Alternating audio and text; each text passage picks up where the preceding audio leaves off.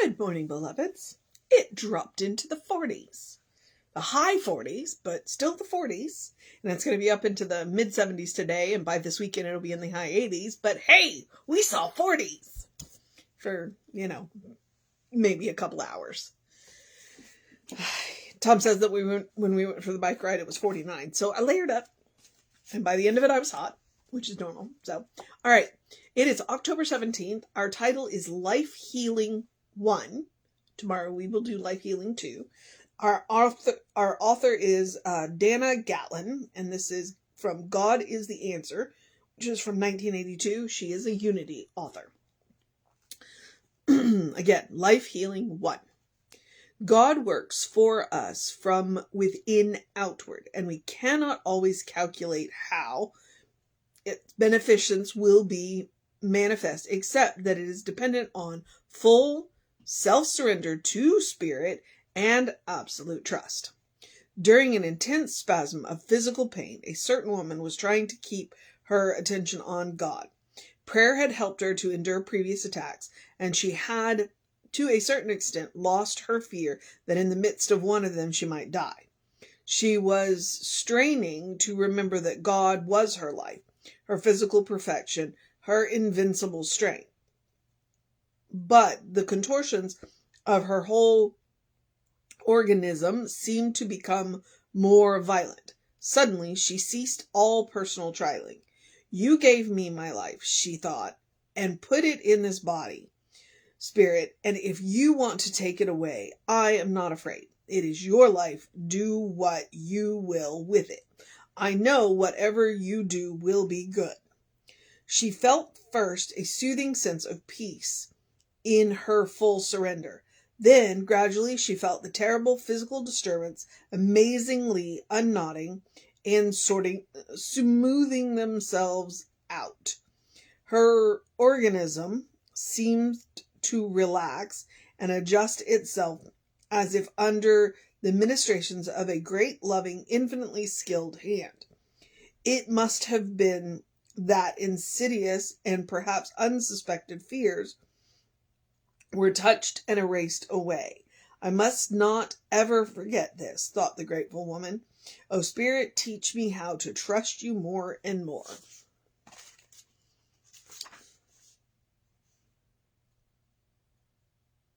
You know what? And this is one of those where I don't know what to say because I know I have a part 2.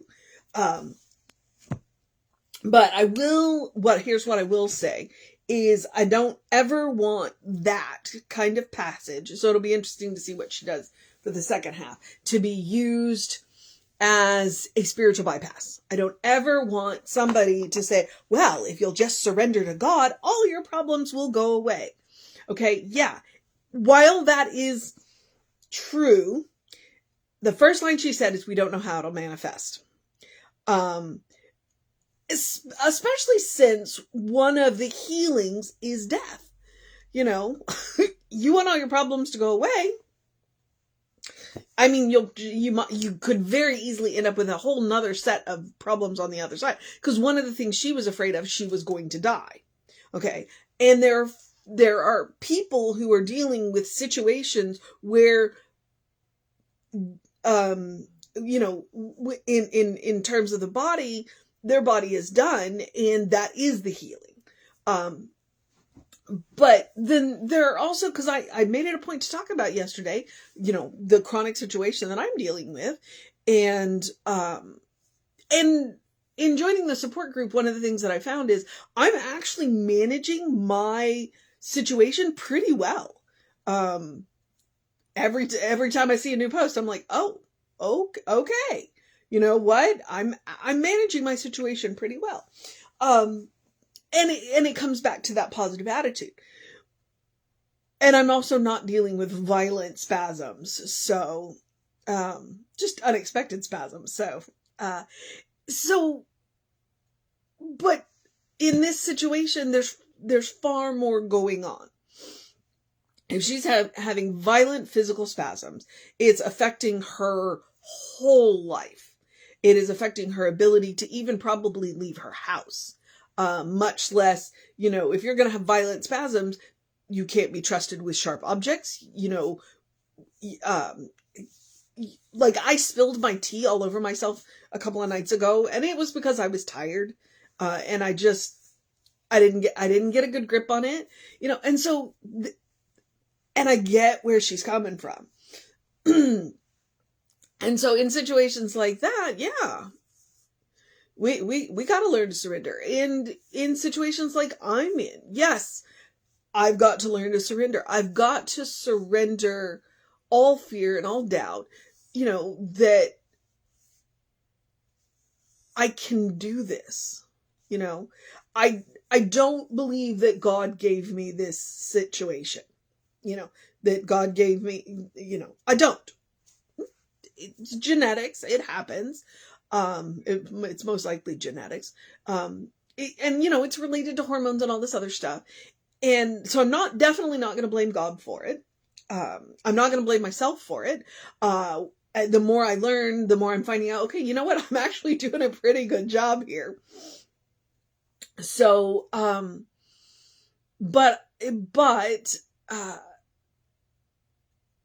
it is about coming to the trust, when you're in the midst of, as she was, in the midst of a violent spasm, and when I am in the midst of a pain for whatever's going on, because sometimes, I'm just sitting there and it happens.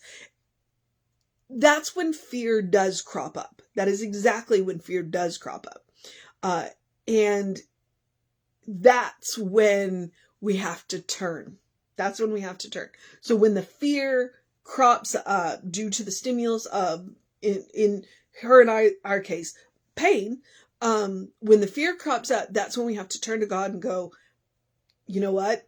It's going to be okay. It's going to be okay. I trust that it's going to be okay. And to let go of the fear. And honestly, when you're dealing with fear, it tenses muscles up.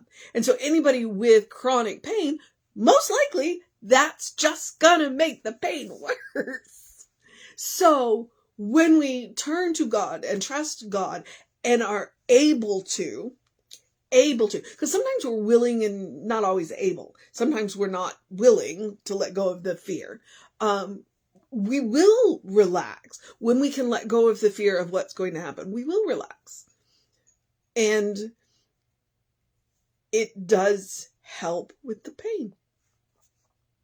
So, I think I'm going to stop there just simply because, like I said, there's a part 2. So I'm curious to see what the other half is. I just wanted to make it a point of, let's talk about, when we read things like that, let's not do the spiritual bypass thing. And there's more to this story. So we'll find out what the other half of the story is tomorrow. But I'm going to remind you, the mission today, should we choose to accept it, is when things happen, to turn to God and let go of the fear. You can look at science, and science will tell you when you can let go of the fear, it will reduce the pain. It will reduce the pain, both the mental and emotional, as well as the physical pain, because pain tenses us up. And most of us who deal with pain, we're already tense anyway. So, and so that's at least the first step on this path. Is like we to learn to turn to God and to trust and to let go of the fear. So that is the mission today. We'll find out what the rest of the mission is tomorrow. The other part of the mission that I give you every day, which I'm a big believer in, if you've watched any of these, it's self-care. It is the spiritual practice of doing something loving for yourself, doing something kind for yourself, doing something compassionate for yourself. Be it one thing, be it 3 things, be it all things. In the end, my goal is for it to be all things. My goal is that you are creating a first response. By practicing this love, kindness, and compassion on yourself, you are learning to create the first response, so that no matter what happens to you or to anybody around you, that you respond lovingly, kindly, and compassionately. When you practice on yourself, you are plugging into an infinite source of love, kindness, and compassion. Therefore, it will never run out.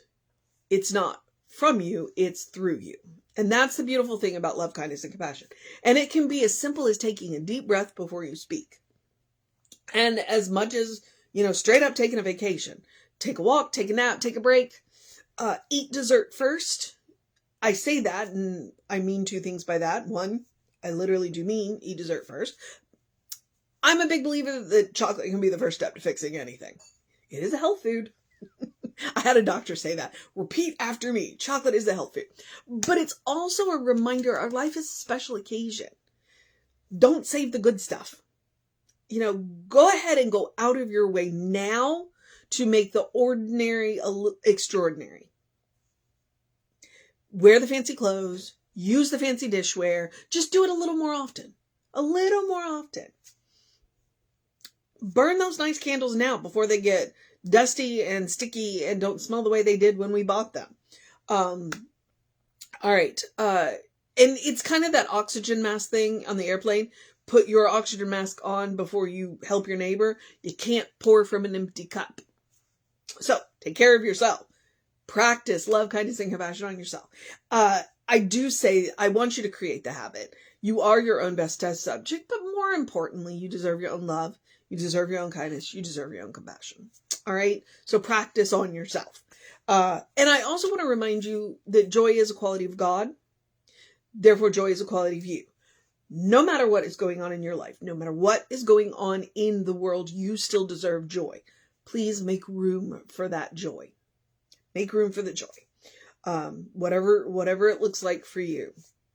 I'm leaning on a memory from a show, where, the little 7-year-old fairy queen said, "Pip, you're a hero." And it was just adorable and cute. And it brings me joy every time I remember it. And that's all I'm asking. Just something like that. I want to remind you that joy is hope. That's why I say, no matter what is going on in the world, you deserve joy. Make room for it. Okay. The rest of the suggestions are basic self-care. Do something to engage your mind and your body, whatever that looks like for you. Yeah, it was in the 40s and I still got up and went for that bike ride. I just put lots of layers on. I do encourage you to drink plenty of water. Hydration is super important. I said it all summer because we were sweating like, what's. Pigs don't sweat, so I don't know why we say that. But we were sweating really heavily because it was really hot. Well, as we move into the winter, we need to make sure we hydrate because with the heat on, it's very dry. Your brain works better, your body works better, and your skin looks better when you're well hydrated. Hydrate. And then that early in your morning light, the sun was up, there were no clouds. I was out at 7:30 this morning. I got that 7 to 9 angle of sunlight, 5 to 10 minutes. That's all it takes. That's all it takes to reset those circadian rhythms, your natural hormone balance. You'll sleep better at night. You'll have more energy during the day. And in that 7 and 9 space, that also supports your vitamin D. And it only takes 5 to 10 minutes. So get that early in your day bright light. And if you can't get the sunlight because you get up before the sun or well after, artificial light will work too. So, just 5 to 10 minutes, bright light. Okay. I am now at my Ernest Holmes quote. Open the windows of your soul. Allow the breath of heaven to remind you that you do live in heaven. Right here, right now. It's all around us all the time. Okay. What does he mean by that? It's all God. Everything that we see, every living being that we meet is made of the same source. It's all made of God. It's all the divine energy. Okay. So when we open the windows of our soul and take a look around at that, yay, 1, we notice it. And 2, it reminds us that heaven is a state of mind. It's a state of consciousness. When we learn to create it for ourselves, because it's the only way to do it, nobody can take it away from us. And heaven becomes any place we are. That is 1, a state of grace, and 2, a superpower. Okay? And then you can take Emma Curtis Hopkins' advice. Look for the good and praise it. Look for the good and praise it. There is science documenting that 1, counting your blessings, 2, random acts of kindness, and 3, volunteer work will change your mood. Straight up. If you are waking up grumpy, go do something nice for somebody, including yourself, but, and it will help. And then count your blessings. All right, beloveds. That is I am at the point where I get to social media. We are Creative Life Spiritual Center, Creative Life Spark. I'm the running Rev Ryan on the social medias that I am on. I fully encourage you to go check them out. There are hours of content on the YouTube and Facebook pages. And at least on the YouTube page, they're sorted in playlists, so you can kind of figure out what you're looking for. On the Facebook, well, you can just scroll around and click various videos. I mean, me, Reverend David are on it every day. And then we've got the Sunday services and other things. So, and we have a soul session coming tomorrow night. So that'll be really good because that's going to be Reverend Arthur. Woo-hoo-hoo. He's so good. This should be an amazing, and Reverend Jesse and Reverend Arthur are friends. So no telling where this conversation will go. It'll be really amazing. All right. Yep. Email info@creativelife.org if you want to know what's going on with the center. That'll get you on the constant contact, and the hot links are hot. They'll either take you right to the information you want or to the person that can help you get it. Okay. I'm going to encourage you to have a great day, a wondrous day, a fantastic day, a magical day, magical day, an enchanted day, a wonderful day, an awesome day, an amazing day, a trusting day, a releasing fear day, a turning to God day, a kind day, a compassionate day, a loving day, a practicing on yourself day, a good day. And if that is too much pressure, simply have a day. You are enough just as you are. You are a beloved child of God in whom God is well pleased and well represented always. Okay? You are a divine spark. You are a brilliant light. You are spirit in motion. You are God in action. Or as Reverend Jesse likes to call us, you are a godling. All right? So explore the truth of your being, not who you have been told. I encourage you to peel back the layers of who you have been told you are by society, by culture, by religion, by people that know you, that people that don't know you, who you thought you are, and get to know who God knows you to be. Because I can promise you that person is good and that person is cool. All right. So explore the truth of your being. All right. Reverend David will be on around 5 p.m. with you. I will be back with you around 9 a.m. because like I said, we've got part 2. Take care of yourself. Know that you are loved, and I will see you next time.